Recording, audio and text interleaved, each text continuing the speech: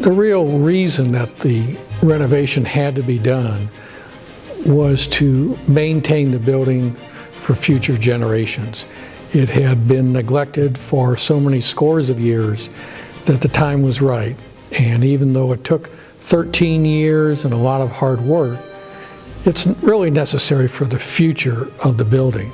The scope of the project, in large part, was making the older building modern office building for current uses, but at the same time restoring it to its original character. The biggest challenges are to bring that infrastructure for all the mechanical systems into this existing building, into the structure, and be able to preserve the historic nature of the building. This is actually the foundation of the north wing of the building right here.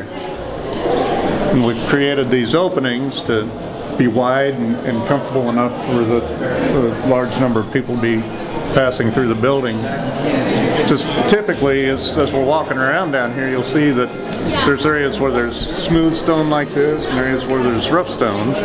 And anywhere where you see the smooth stone, you can tell that it's part of the restoration, that there's been a change made to the historic building. Any place that it's rough like this, it's the historic fabric of the building.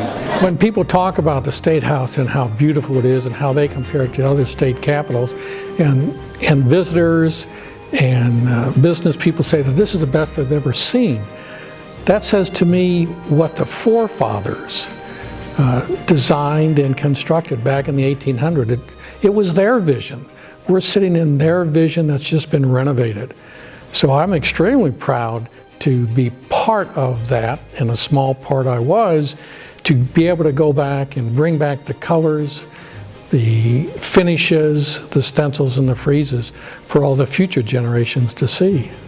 In my mind, the renovation was really important initially to give the adequate space and meet the needs of today's government, legislature, and the executive offices that reside here. As more historic fabric of the building was uncovered, it became a real important thing to the citizens of Kansas to be able to expose what history and heritage there really exists in the building, and be able to recreate that and be able to share the story with everyone, to expose what was done in the early years of Kansas, to be able to be a part of the nation entering as the 34th state. This drawing is when Abraham Lincoln actually raised the Kansas flag of 34 stars. And that depicts it.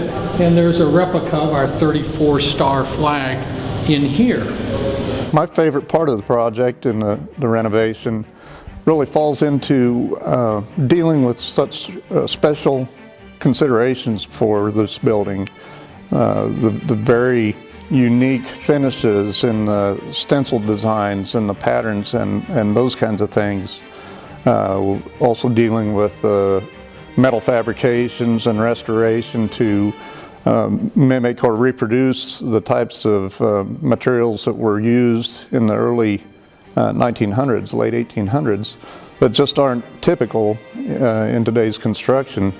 And to be able to work with some of the craftspeople that still are able to replicate these types of finishes and the construction of these things. Some of my favorite features throughout the project are things that people may not see. It's sitting in a senator's office on the second floor at 3 in the morning and imagining what it was like at the turn of the century when legislators and state agencies did the same thing and looked out over the grounds.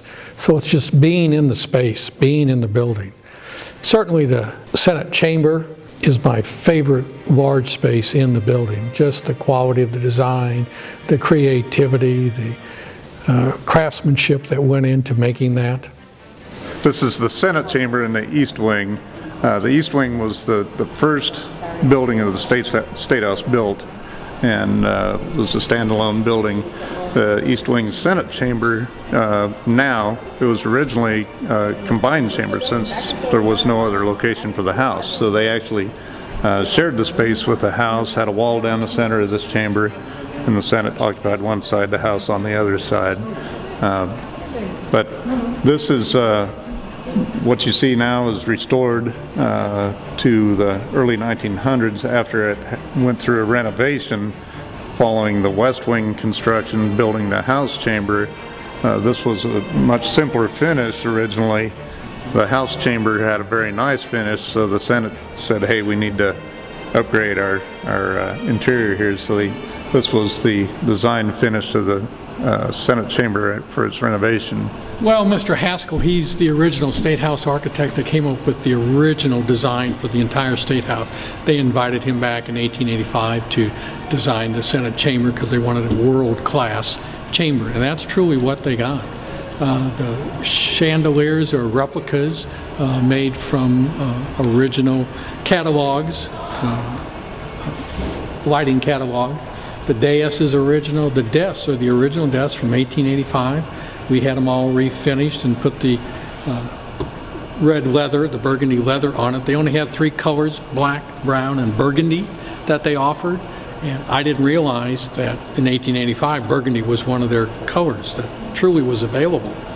I think I'm most proud of the work that we've done on this restoration, that we've been able to create such a good, complete and comprehensive preservation and restoration of the building and be able to present it to the citizens of Kansas. Really feel fortunate, blessed, and grateful that we've been able to do that work and be able to do it safely and make everyone proud that they're able to work on the State House and as well go home safe. What amazes me about the Kansas State House is that you've got people living in sod houses when they decided to build this magnificent structure. It is so large. It is such a statement that Kansans wanted to make back then as they entered the Union as a free state. People really should come here and measure in a small way what the Kansas forefathers felt when they made the decisions to proceed like this and build this. We'd like people to return to the Capitol, to visit it again. We're open Monday through Friday, normal business hours, 7:30 in the morning till 5:30 at night. Kansas State Historical Society gives tours Monday through Friday, beginning at 9 o'clock, last tours at 3 o'clock. And we're also open on Saturdays. We don't have tours, but visitors are welcome into the building. And as of last week, we opened the dome tours back up so that people can walk up 296 steps to the observation deck and go outside and look and see what the city of Topeka is like as it continues as a work in progress.